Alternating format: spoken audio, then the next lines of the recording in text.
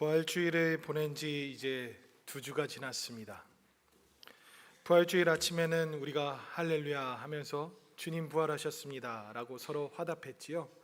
그때는 진짜 평소보다 더 얼굴에서 기쁨과 그리고 환희가 담겨져 있었습니다. 정말 그때는 감격스러웠지요. 그런데 오늘 여러분들에게 그 감격은 동일하게 있으신지요?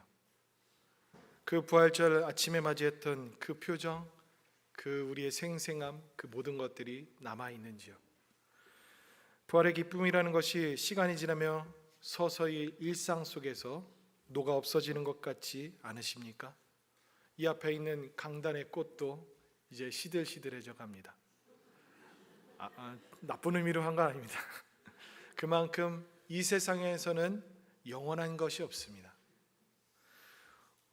우리의 감동도 옅어지고 우리의 삶 속에서 그 모든 일상들은 점점 희미해져 갑니다.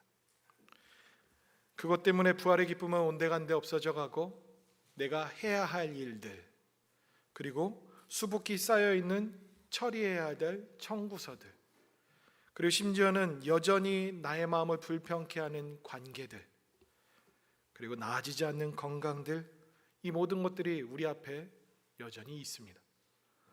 이럴 때면 우리는 스멀스멀 이런 질문들이 솟아오릅니다.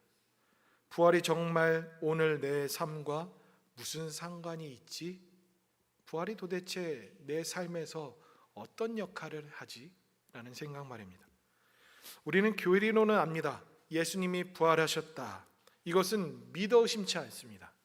그런데 지금 내가 겪는 이 두려움, 이 근심, 이 흔들림, 이 앞에서 부활이 실제로 어떤 힘이 있느냐라는 것입니다. 그리고 우리의 삶에서 그 부활 그렇지만 어떤 삶의 능력이 있냐는 것입니다. 사실 이것은 부끄러운 고백이 아니고 잘못된 생각도 아닙니다. 예수님의 빈 무덤을 목격했던 제자들도 문을 걸어 잠근 채 두려워했습니다. 그리고 부활하신 주님을 눈으로 직접 목격했음에도 불구하고 그들은 다시금 생업으로 고기 잡는 그 일들로 돌아갔습니다. 부활은 알겠는데 오늘 내 삶에 어떻게 달라지고 있는지, 달라져야 하는지 모르겠다는 것, 그것이 우리의 고민입니다. 우리는 부활을 믿는다고 말하지만 정작 삶에서는 다시 살아나는 것보다 죽음의 논리 가운데서 우리는 살아갑니다. 상황이 나빠지면 금세 무너지기 십상이고, 그리고 관계가 흔들리기 시작하면 우울해하고, 건강에 이상이 오면 미래가 막막하다 못해 답답하고 캄캄하기까지 합니다.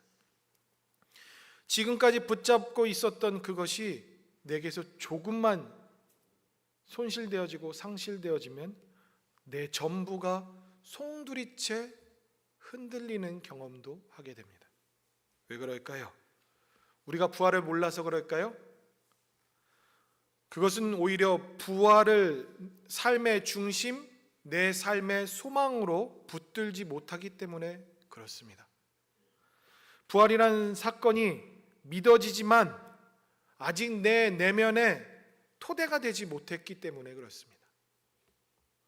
오늘 본문에서 베드로는 바로 그 문제를 정면으로 다룹니다.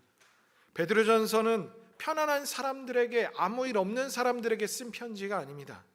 흩어져 사는 성도들, 낯선 땅에서 분들리고 있는 성도들, 그리고 여러 시험 가운데 있는 그 성도들에게 주어진 편지가 바로 베드로서입니다.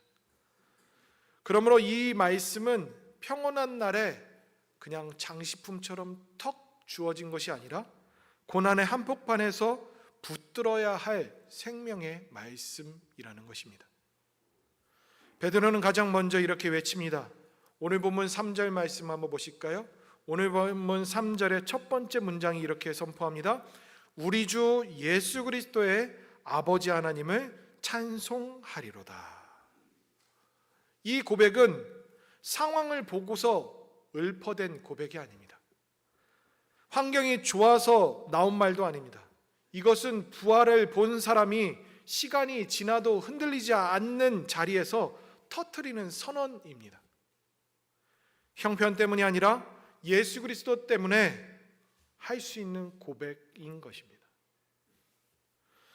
이는 베드로 사도가 고난받는 성도들에게 너희 소망은 죽은 철학이나 일시적인 위로가 아니라 죽음을 뚫고 살아나신 예수 그리스도 그분 자체다라는 것을 선포하는 것입니다. 이 소망이 살아있기에 우리는 어떤 절망 상황 가운데서도 다시 일어설 수 있는 것, 그것을 전하고 있는 것입니다. 이제는 우리는 베드로 사도가 현재를 살아가는 저와 여러분들에게 부활의 의미는 무엇인지, 어떤 유익이 있으며 그리고 어떤 능력으로 우리를 살아가게 하는지 그것을 함께 나누고자 합니다. 첫 번째로 말씀합니다.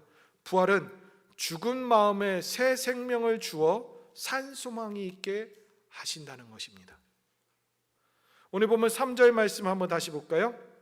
3절 말씀. 이 긴 3절 말씀에 눈이 띄는 단어가 무엇입니까? 센스 있으신 분들은 빨간색 먼저 딱 찾으실 건데, 거듭나게 하사입니다. 거듭나게 하사. 이 거듭나게 하사라는 이 단어는 다시 태어나게 하다라는 뜻입니다.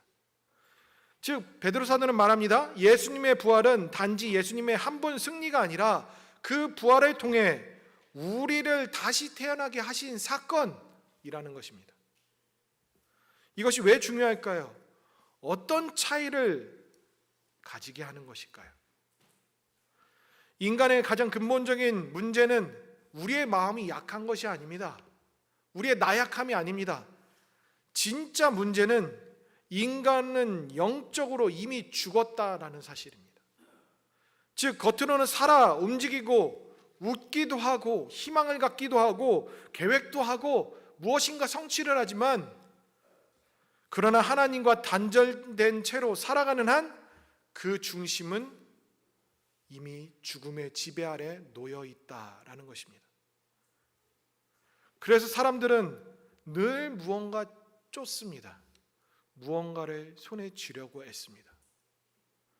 돈을 붙잡고 사람을 의지하기 시작하고, 그리고 자존심을 붙잡고 성공을 쫓아가고 인정을 받으려고 명예를 붙잡습니다. 그런데 그것들은 우리를 근본적으로 살리는 것들이 아니라는 것입니다. 우리를 살리는 것은 부활입니다. 잠깐 살아나는 것처럼 느껴지다가 결국 공허해지는 것, 그 모든 것들이 아니라는 겁니다. 그래서 베드로는 조금 나아지겠다라는 의미로서 한 말이 아닙니다. 이것은 위로를 받겠다라는 것을 하는 것도 아닙니다. 거듭나게 하셨다. 즉 이것은 개선의 의미도 아니고 다시금 탄생하게 하는 것이고 보수공사를 하는 것이 아니고 새 창조를 말하는 것입니다. 이에 대한 결과가 오늘 보면 3절에서는 산소망이라고 말합니다. 산소망. 단순히 소망이 있다라는 것이 아니라 살아있는 소망, 죽지 않는 소망, 지금 이 순간에도 살아 역사하시는 소망, 그 산소망을 이야기하고 있습니다. 세상의 소망은 대체로 조건부입니다. 무엇을 했으면 괜찮아질 거야. 즉 건강이 유지되면 괜찮을 거야. 직장이 유지되면 괜찮을 거야. 그리고 관계가 틀어지지 않으면 괜찮을 거야. 그리고 심지어는 통장에 여유가 있으면 괜찮을 거다라고 생각합니다. 그런 소망은 살아있는 보이지만 언젠가는 죽을 수 있는 소망입니다. 상황 하나가 바뀌면 무너집니다. 저와 여러분도 경험해 보셨잖아요. 그 하나가 흔들려 버리면 나에게 얼마나 치명타를 주는지. 어느 날 그 한 가지가 사라졌을 때 우리 소망 전체가 뒤흔들리는 그런 경험도 해보셨죠. 그러나 부활로 주어진 소망은 다릅니다. 왜냐하면 그 소망의 근거가 내가 아니기 때문에 그렇습니다. 죽음을 깨뜨리시고 살아나신 예수님 때문에 우리에게는 그 산 소망이 다릅니다.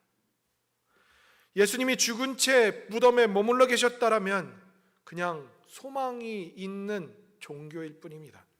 종교적인 위안받게 되지 않습니다. 그러나 예수님이 실제로 부활하셨기 때문에 우리도 소망 가운데 살아갈 수 있게 합니다.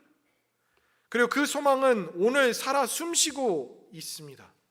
그리고 오늘 나를 붙들고 있습니다. 오늘 흔들리지 않도록 나의 마음을 다시금 일으켜 세웁니다. 그것이 우리가 부활로 얻게 된 산 소망입니다. 여기서 우리는 베드로가 누군지를 또 한번 생각해 봐야 합니다. 베드로, 그는 누구입니까? 열정적인 사람이죠. 제가 볼 땐 단순한 사람인 것 같습니다. 저같이요. 저도 참 단순하게 생각하면서 살아가는데요.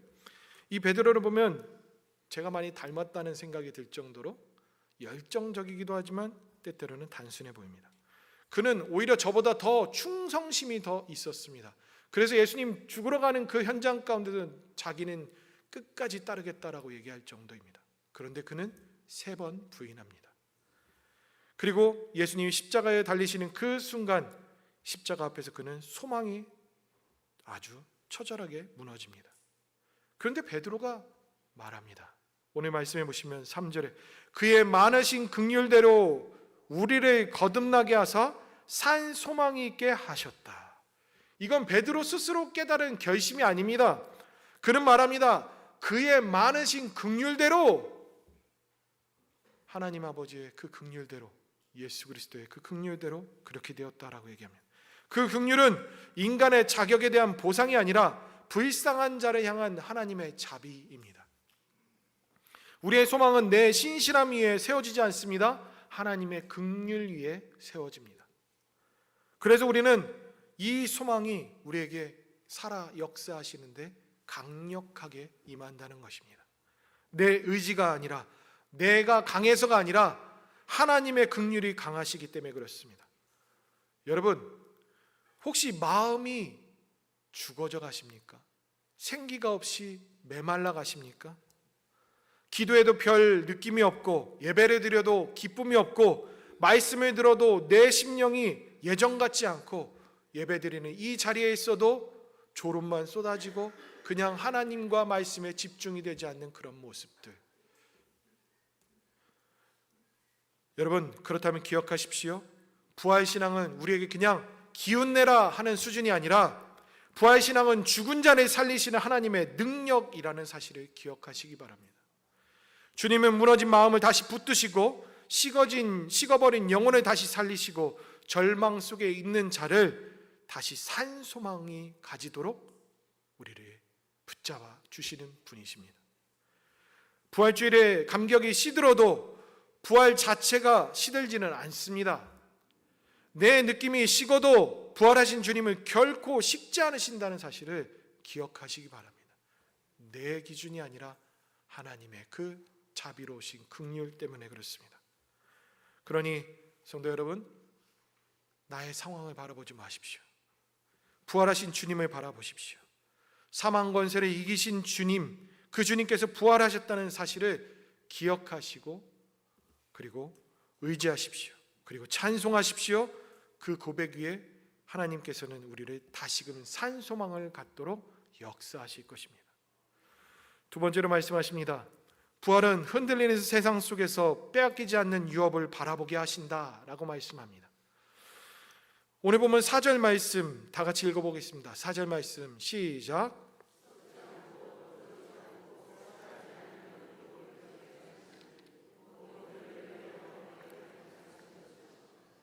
베드로는 산 소망을 말하면서 곧바로 유업을 말합니다. 왜 유업을 갑자기 말하는 것일까요? 소망은 막연한 기대가 아니기 때문에 성경에서 말하는 이 소망은 반드시 약속된 미래가 연결되기 때문에 그래서 말하는 것입니다. 하나님은 우리에게 막연히 잘 될 거야 라고 말씀하시는 분이 아닙니다. 하나님의 유업, 그것은 반드시 우리에게 약속되어졌다라고 말씀합니다. 유업이라는 이 단어는 상속, 기업이라는 뜻입니다. 하나님의 자녀가 되었기에 자녀답게 받게 될 몫을 말합니다. 부활은 우리에게 언젠가 형편이 좋아질 수 있다라는 가능성을 말하는 것이 아닙니다. 하나님의 자녀에게 이미 확보된 미래를 말하는 것입니다. 베드로 사도는 이 유업을 세 가지로 표현을 합니다. 우리가 함께 읽었지요? 썩지 않고 더럽지 않고 쇠하지 않는다. 이 표현은 너무나도 놀랍습니다. 우리를 경탄하게 합니다. 왜일까요? 세상과 정반대이기 때문에 그렇습니다. 세상의 것들은 더럽혀집니다. 찬란한 것도 쇠하여집니다. 영원하지 않습니다. 그리고 다 썩을 것들입니다. 그리고 심지어 우리가 아무리 움켜쥐도 우리는 이 땅에 다 놓고 갈 것들입니다. 건강도, 명예도, 젊음도, 사람과의 관계도, 재산도, 업적도 그 하나 썩지 않고 더러워지지 않고 쇠하지 않는 것은 없습니다. 이 땅에서 우리가 붙들고 사는 것, 거의 모든 것들은 다 사라집니다. 그런데 사람들은 왜 이런 것들에 인생을 걸고 살아가는 것일까요? 여러분들은 어떠십니까? 여러분들은 이런 것들에 어떤 마음을 가지고 살아가십니까?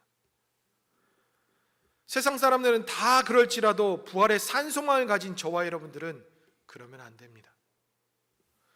우리의 소망은 이곳에 있지 않습니다.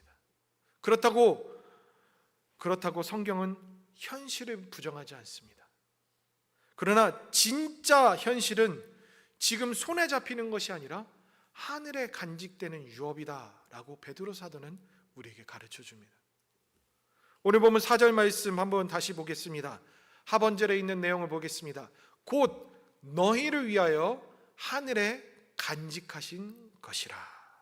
누가요? 하나님께서 친히 우리를 위해 보관하고 계신답니다. 내가 지켜야 하는 것이 아니라 하나님께서 지키신다라고 말씀하고 있는 것입니다. 또한 이뿐만이 아닙니다. 5절 말씀을 보겠습니다. 5절 말씀 다 같이 읽겠습니다. 시작. 너희는 말세에 나타나기로 예비하신 구원을 얻기 위하여 믿음으로 말미암아 하나님의 능력으로 보호하심을 받았느니라. 엄청난 말씀을 합니다. 우리의 유업, 기업뿐만 아니라 하나님의 능력으로 우리도 보호하심을 받는답니다. 하나님께서 지키신다라고 말씀합니다. 이 보호하심이라는 이 단어는 군대가 성을 에워싸고 지키는 그런 의미의 단어입니다. 하나님께서 그만큼 아주 철두철미하게 우리를 보호하신다라고 말씀합니다. 어떤 분들은 이럽니다. 내 믿음은 내가 지키는 거라고. 신앙의 열심은 내가 열심히 내서 되는 거라고. 내가 지금까지 은혜 받은 것은 내가 잘 관리하고 내가 잘 힘써서 얻는 거라고. 내가 치성을 드리듯 열심을 다하면 하나님이 내게 복 주실 거라고. 아니요, 그렇지 않습니다. 기독교는 은혜의 종교입니다. 그렇지만 우리가 해내야 하는 것도 있습니다. 맞기도 합니다. 그런데 더 근본적인 것은 하나님께서 우리를 지키시기 때문에 그 모든 것이 가능하다는 것입니다. 내가 겨우 하나님을 붙들고 있을지라도 우리는 걱정하지 않아도 됩니다. 왜냐하면 우리보다 더 강하게 우리를 붙잡는 하나님이 계시기 때문에 그렇습니다. 내 신실함보다 우리 하나님은 더 신실하셔서 우리를 붙잡으시고 보호하심이 절대 놓치지 않는다라고 말씀합니다. 여러분, 부활로 산 소망을 갖는다는 것은 잘 되겠지 하는 긍정적인 그런 마음을 갖는 낙심주의자가 아닙니다.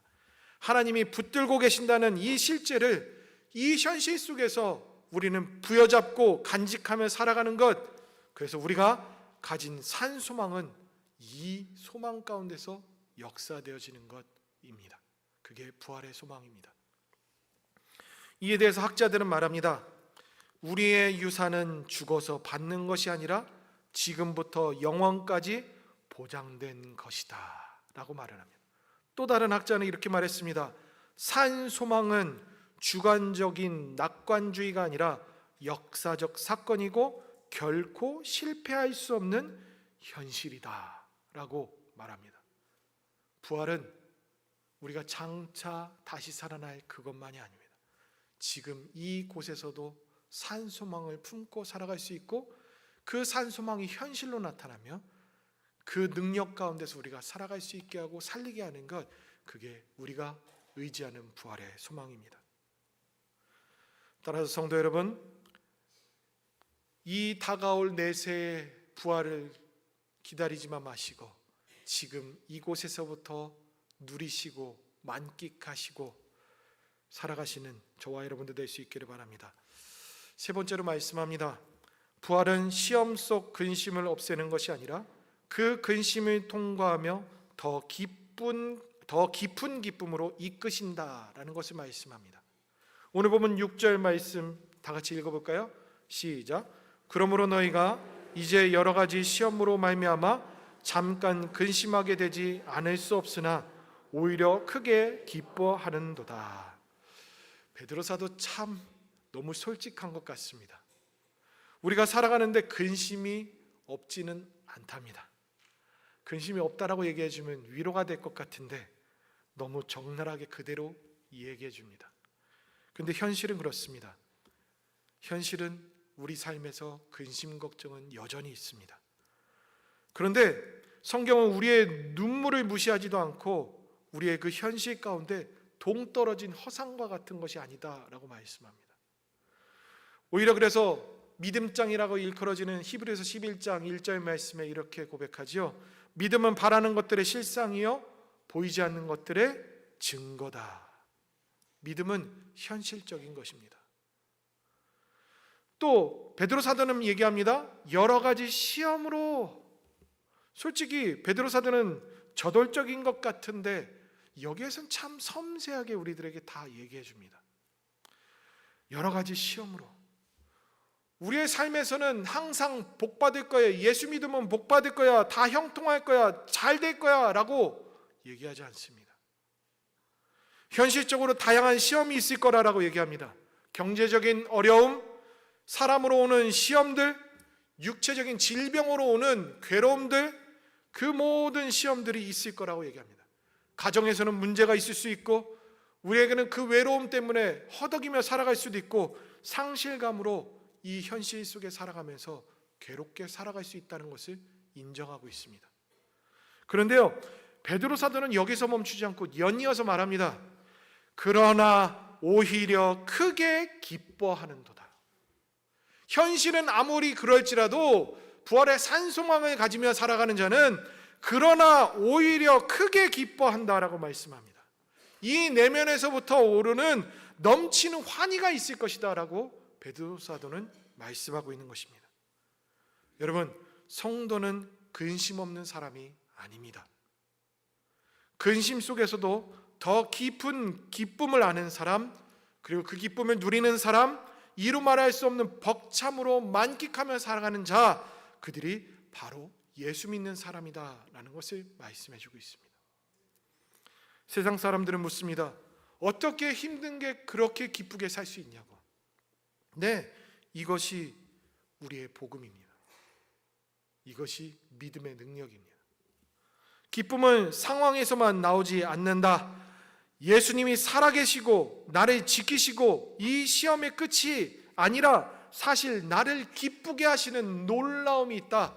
그것이 바로 저와 여러분들이 믿고 의지하는 그 복음입니다. 오늘 보면 7절 말씀해 보실까요? 7절 말씀해 보시면 너희 믿음의 확실함은 불로 연단하여도 없어질 금보다 더 귀하다라고 얘기합니다. 여기에서 연단이라는 단어가 한번 생각해 보십시오. 재련을 할 때 금속을 더 순도 있게 만들 때 어떻게 합니까? 엄청난 열로 가하고 두드리기도 하고 치대기도 하고 합니다. 그렇게 해서 더 정금과 같이 만들고 더 강철처럼 만들어냅니다. 바로 그 단어가 이 단어입니다. 하나님께서 우리를 연단시킨다는 것은 지금의 연약한 것이 아니라 부활의 소망을 가지며 살아가는 그 자들이 점점 연단되어져 가고 강인해지고 더 정금과 같이 되어지는 것, 그것을 베드로 사도는 구원의 여정이다라고 오늘 이 본문에서 말씀하고 있습니다. 근데 더 놀라운 것은 이것으로 끝나지 않습니다. 8절 말씀 한번 보실까요? 8절 말씀에 보시면 예수를 너희가 보지 못하였으나 사랑하는도다 이제도 보지 못하나 믿고 말할 수 없는 영광스러운 즐거움으로 기뻐한다라고 말씀합니다. 성도는 이렇습니다. 부활의 산 소망을 가지고 매일매일 매순간 이 현실 가운데 살아가는 자는 우리가 예수님을 보지 않아도 우리는 사랑합니다. 우리 예수님이 우리에게 실제적으로 뭔가 역사하지 않아도 그분이 살아 역사하신 분을 믿고 의지합니다.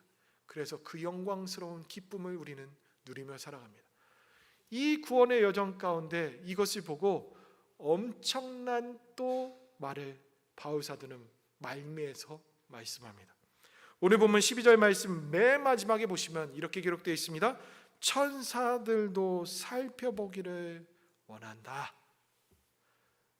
천사들이 어떻게 보냐면요, 살펴본다는 것이 그냥 이렇게 살펴보는 것이 아닙니다. 이 단어가 뭐냐면 고개를 쭉 빼고 이렇게 살펴본다는 의미입니다. 천사들이 봐도 신기한 거예요. 천사들이 봐도 영광스러운 거예요. 천사들이 봐도 어떻게 이럴 수 있는지 이해가 안 되는 거예요. 그만큼 보는 것입니다. 저의 부활의 산소망 가운데 살아가는 것은 바로 그런 인생입니다. 천사들도 부러워하는 인생, 천사들도 이해가 되지 않는 인생, 그 놀라움을 우리 하나님께서 끝까지 붙드시고 끝까지 인도하시고, 그리고 이 땅에 썩어질 유업이 아니라 하늘에 쌓아지는 유업과 그 유업만 지키시는 것이 아니라 저와 여러분들의 인생을 지금 오늘도 보호하고 계신다는 것입니다. 여러분, 부활의 산소망 가운데 살아가시는 저와 여러분들 될 수 있기를 바랍니다. 부활의 산소망이 먼 얘기가 아니라 지금 내 인생 가운데서 무너질 것 같은 그 인생 가운데서 소망을 품고 다시 살리시고 일으키시고 지금도 역사하시는 그 하나님의 살아있는 소망, 그곳으로 믿고 의지하며 살아가시는 저와 여러분들 될 수 있기를 바랍니다. 기도하시겠습니다. 살아계신 하나님, 부활의 소망 가운데 살아갑니다. 나중에 있을 묵혀놓은 소망이 아니라 지금도 살아 역사하시는 그 소망, 나를 살리시는 소망, 내가 무너져 있는 삶에서 다시금 기쁨으로 다시금 화답할 수 있는 소망, 그것을 우리에게 주신다라고 말씀합니다. 하나님, 이 땅에 있는 것뿐만 아니라 하늘에 유업이 있으며 그 유업을 지키시는 분이 이 땅에 우리도 보호하신다는 것을 말씀하고 있사오니, 하나님, 우리가 이 땅에 살아가면서 부활의 산소망을 가지고 살아갈 때에 담대하게 살아가게 하시고 믿음 가운데 승리하게 하시고 언제나 주님을 의지하며 살아가는데 이 땅의 현실이 나를 뒤흔들지라도 견디며 버티며 나아갈 수 있는 믿음의 사람들 다 될 수 있도록 은혜를 베풀어 주시옵소서. 예수님의 이름으로 기도드리옵나이다. 아멘.